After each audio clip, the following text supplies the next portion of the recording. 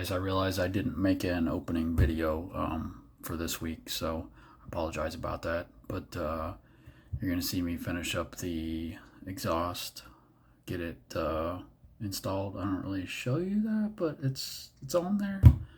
And then get it started back up with the exhaust on it, and then fight through some issues. So anyway, apologize I didn't preface the video very well, but we're still moving on and still doing the things. So anyway, if you watch it, I appreciate it. Thanks. So this is the stuff that's frustrating. I finish welded all of this exhaust and went to put it back on the car, and now it doesn't fit. I don't know what I did. Everything was hung, tacked. I didn't move anything when I took it apart. I've turned and rotated and pushed and pulled. This is what I got. I know it doesn't look like much, like just jam the B-band in there and pull it together. Well, when you do that, then it takes the tailpipe and shoves it out of place. So I don't know what to do other than cut it here and rotate it till it fits and fill the gap, I guess. It's pretty frustrating. I've spent a couple hours trying to make this thing fit back together. So I never had that much problem welding stainless to where it, what am I trying to say? Where it bows out of shape. But it's the only thing I can make any sense of, that it moved when I got it hot. So yeah, so I guess I'm gonna cut this apart and try to make it work. It's crazy. I don't know what's going on with it. So anyway, keep going.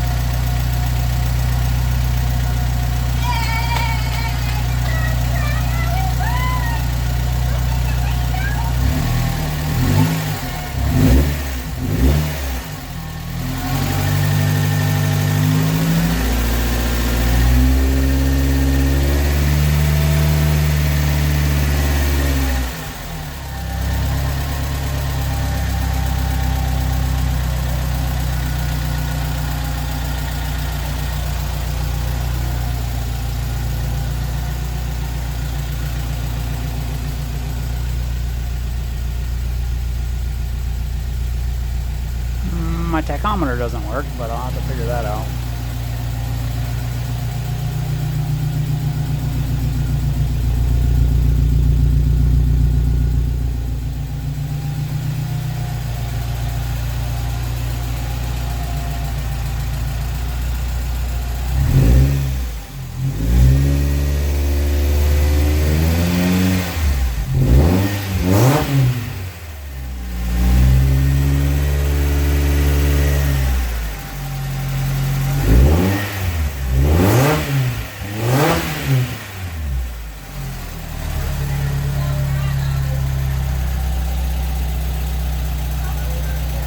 Rado doesn't like loud noises.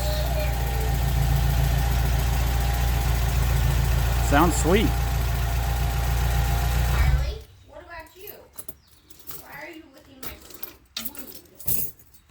I don't know if I mentioned this in one of my previous videos or not, but the last time I ran it for a little bit, I noticed that I had that, and what's happening is the front timing cover is leaking somewhere up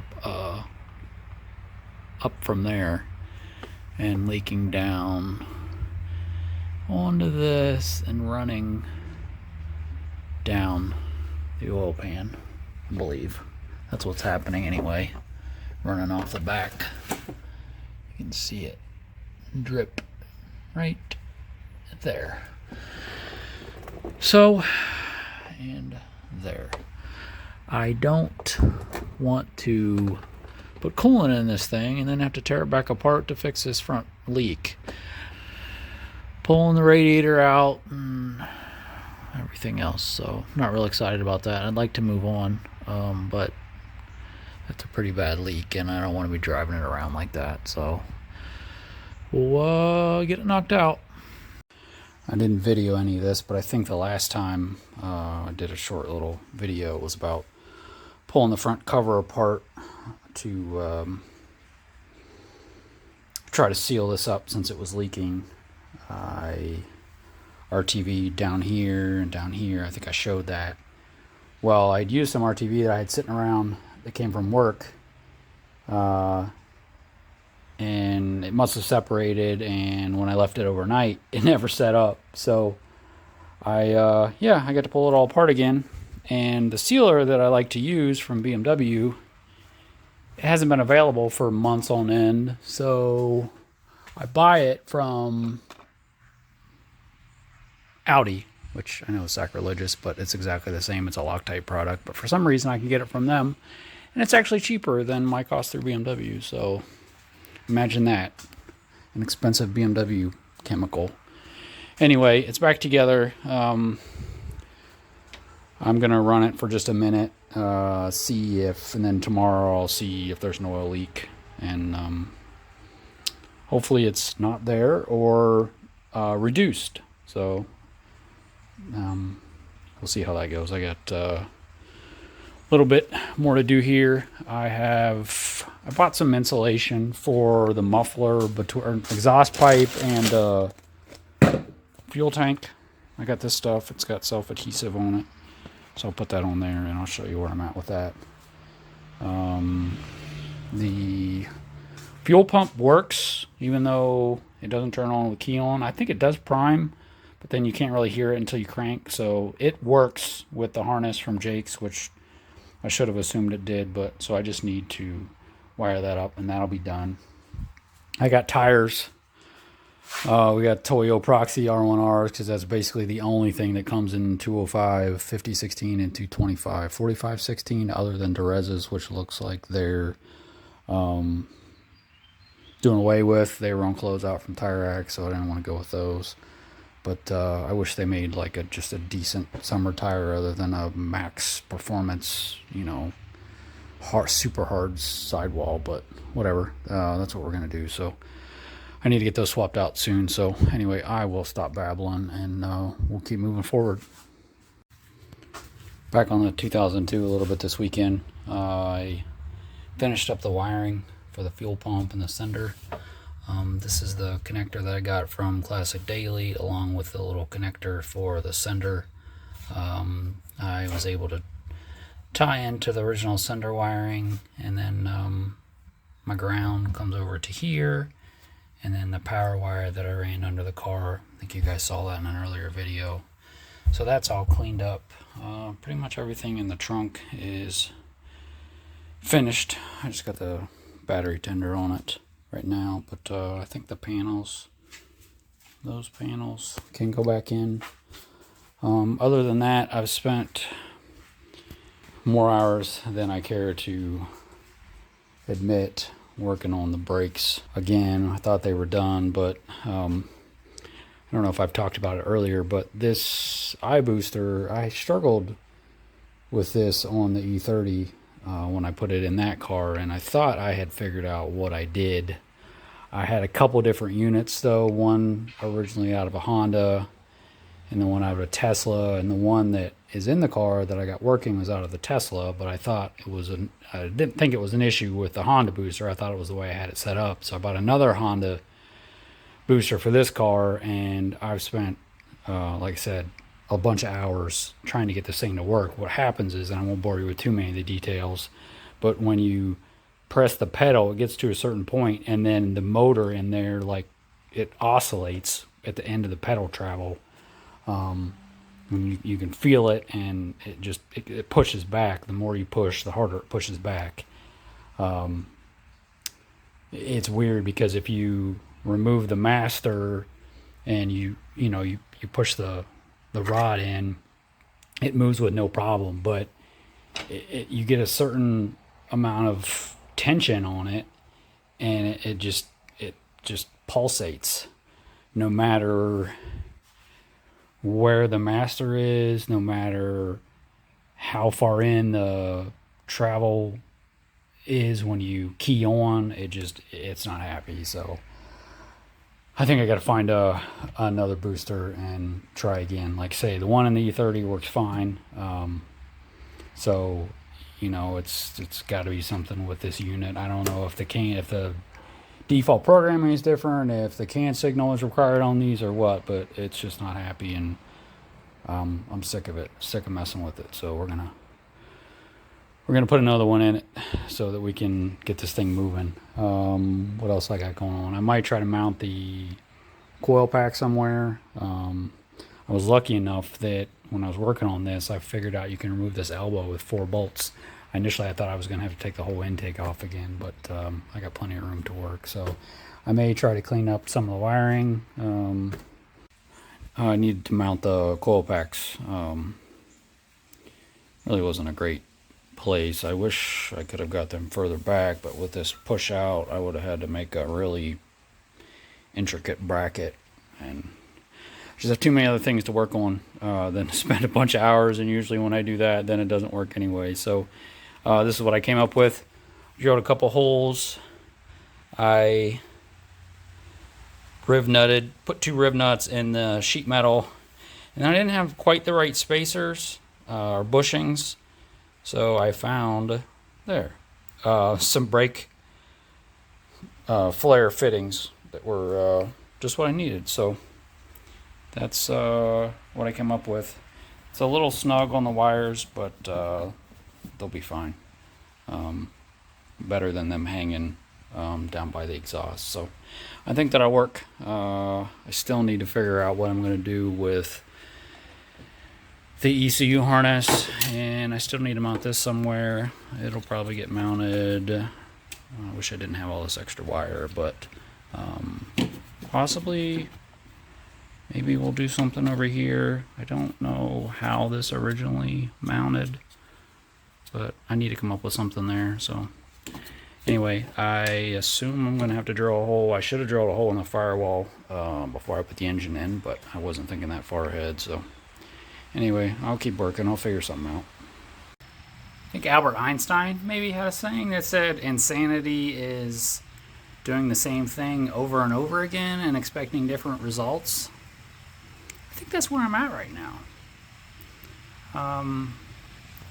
I've got these brake problems, and I had these brake problems on my E30, and I have them again on the 2002. This iBooster is supposed to be simple, and it continues to haunt me over and over and over again. This is the one I just took out of the car. This is, I believe, the 5th one I've purchased in recent memory. Anyway, long story short, or long story long, because I can't shut up sometimes. This is out of a Honda. Can't get it to work. They look identical. I went back through my notes, and some of the comments I made in a thread on guys retrofitting these, and basically I had this Honda one that I could never get to work in E30. Eventually I bought this Tesla one, and I was able to get it work. I didn't think it was the actual unit. I thought it was the way that I was setting up the booster, but then I went back through my notes, and I think you almost have to have the Model S one to make it work. It's something in the programming, at least I hope. So anyway, we're going to put this in the car. What sucks is the master cylinders are different. They don't interchange in the unit. The housings are machined differently in here. So I got these. The Tesla is M12 inverted, which is difficult to find anything. You can find nuts, but I guess the flare is too small for the 3/16 line for the M12, and they don't seal correctly. So the only thing I could find to get within a day or two was M12 to 3AN, and then I think these are 3/8 24 inverted flare that go to the Willwood proportioning valve. and then I got 9-inch brake lines with a 90. So that should duplicate what I got there. These will probably look better, and I won't have to remake those lines. That's my hopes anyway. I'm going to swap over this. This should fit the master cylinder from the Tesla. So drain all the fluid and see what happens. So yeah, hopefully that works. If not, maybe we'll have a really expensive bonfire with a 1974 BMW 2002. How cool would that look out there somewhere in a big, you know. I don't think the owner would like that very much, but sometimes that would make me feel a whole lot better. Anyway, I'll update you once I get this crap together and see if we have brakes that work. That'll be awesome, because I'm sick of with brakes. Pretty pumped tonight. I swapped over to the Tesla booster and bled the brakes, and I think it freaking works. This is a good moment. The pedal doesn't pulsate like it did before. Key on and you can feel it adjust and then do what it's supposed to do. So I'm freaking pumped. So now I can put this back together. Hopefully I'll leave it tonight, check for leaks, make sure these new lines I installed aren't leaking. They're a little bit snug, but this never moves with the engine. This obviously will move a little bit, but I think they're fine. So yeah, what was exciting with this, I didn't even have to remake this rod length or anything. All I had to do was squish the clevis down a little bit so that it was the correct width, and it all bolted in. So that's super exciting. Anyway, I'll stop rambling. Hopefully the next time you see this thing, it'll be slightly back together, and you can at least maybe moving in and out of the garage. I got the tires. Obviously can't drive it too far because they're super dry rotted, but I could at least maybe move it around and not have to put it out in the yard and burn it down. So that's sweet, because it works a lot better as a car probably than it does as a bonfire. So anyway, appreciate you guys watching.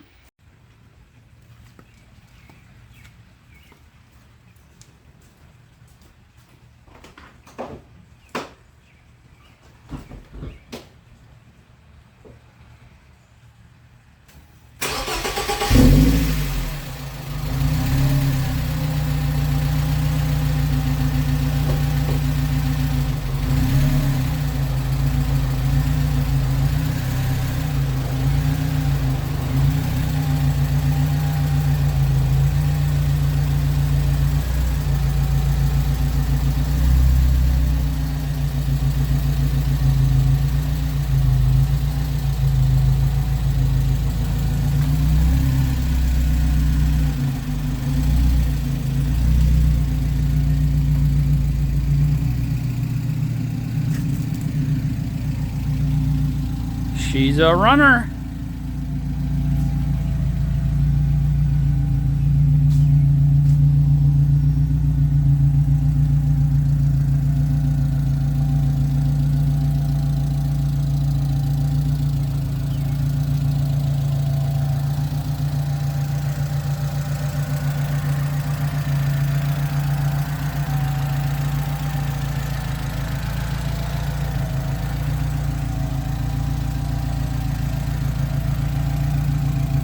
Still got gauges to work on. I can't get that tack to work, but the lights are off. Fuel gauge works. Temperature gauge works. The interior is still a wreck. Clutch is super low to the floor, but it seems to work okay, so I don't know what's going on there. The exhaust is not too loud. Super stoked about that. Anyway, we got work to do, but we're pretty close to maybe making a test drive with this thing if I get the hood back on it. I'm working on bleeding the cooling system. I don't really know how these cooling systems work. This expansion tank, I don't know if it's supposed to be full. I don't know if my thermostat's opened up yet or not. Probably not. Anyway, making progress. I think I'm going to end this video right here. Pretty good stopping point. Hopefully keep this video a little bit shorter. I know the last couple have been pretty long. So, yeah. So anyway, if I didn't already say, we are in pretty good shape here. The only thing I haven't really shown, I think I mentioned yesterday, I need to rebleed the cooling system. I use the airlift on it again. I think I could probably just add coolant at this point, because once I got it hot and shut it off, my cooling level went down from where it was. So I think we're good there. I sort of redid the PCV IAC plumbing to look a little bit better. I think, like I said, I think I still have I don't even know if I said it. I have a vacuum leak, or I've got a bad IAC or bad PCV valve or something. It's fine when it's cold, but then when it gets hot, it hunts at idle. So I may smoke test it. I don't know if I showed this. That's mounted. This is just the AC hose from the old system. I don't really want to cut it, because we could potentially use it if we add AC later. I still need to cut a hole here, run this inside. I want to do that so that I can get the hood back on it. Yeah, but I think it looks good. The engine bay turned out pretty decent. Obviously, I still want to do something with this, and I still need to loom the wiring. So yeah, I couldn't get the tack to work, so I'm going to order the MSD tack adapter, and then I need to order the Speed Hut GPS box. That way I can get the speedometer and the tachometer both working. Everything else on the inside seems to work okay. Still got quite a bit to do in that mess. And then I need to find out whether we have an antenna. I got door seals that are an absolute mess. I need to look up and see what guys are doing, because it looks like they're glued on here. They don't want to attach up here, so I got a mess. But yeah, everything else. The exhaust. I'm pretty happy with how that looks. It's not perfect, but I think it looks pretty good. This door doesn't fit right. You see that huge gap there. So I'm gonna see if I can adjust that, get that working. Obviously, it's super filthy. But yeah, anyway, I'm gonna stop babbling. Taking the wheels and tires in this week, get those swapped over, and that's all I got. So I appreciate anybody that's watching. I know there's a couple of you guys that do watch, and seems like it's helping. So, you know, that's great. So if you have any questions or comments, let me know. But hopefully we can make a test drive on this thing in the next couple of weeks. So I need to get a plate from the owner and make sure it's insured, and then we can possibly see what this thing will do. So anyway, thanks for watching. Have a good night.